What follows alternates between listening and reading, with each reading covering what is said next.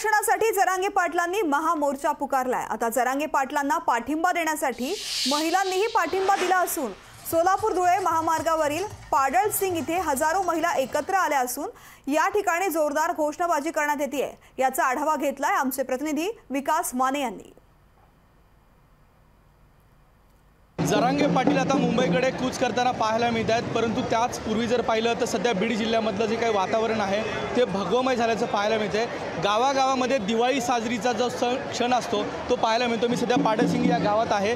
या ठिकाणी पाहू शकता या सगळ्या ज्या महिला आहेत सकाळपासून या ठिकाणी जरांगे पाटील यांची वाट पाहताना इथे दिसून येत आहेत आणि एक मराठा लाख मराठाचा जो घोष आहे तो देखील या ठिकाणी पाहायला मिळतोय। ही एकजूट जी आहे ती सध्या गावागावामध्ये पाहायला मिळते। पाडळसिंगी हे गाव आहे आणि याच गावाच्या पुढे मातोरी म्हणून जे काही गाव असेल ते जरांगे पाटील यांचं मूळ गाव आहे आणि या ठिकाणावरती जो मुक्काम असणार तो असणार आहे। महिलांना नेमकं काय वाटतंय जाणून घेणार आहोत।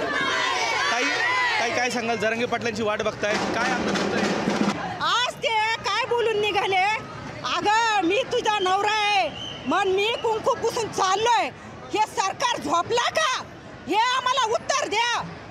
एक मराठा आहे, कोटीने मराठा आहे, कोटीने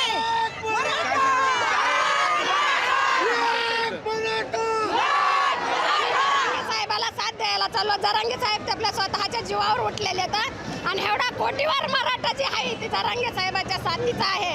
आम्हाला घरादाराची जशी जरांगे साहेबाला परवानगी नाही तशी आम्हाला पण नाही। आम्हाला ह्या सरकारने रस्त्यावर उतरलंय आणि आम्ही रस्त्यावर उतरणार आहेत आणि आम्ही उतरलो।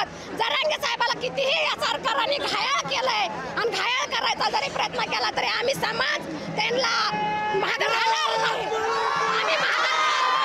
आम्ही सगळ्या महिला आहेत जरांगे पाटलांची वाट जी आहे ती पाहायला मिळतात आणि हे चित्र सध्या गावागावामध्ये पाहायला मिळतं। विकास माने, लोकशाही मराठी, बीड।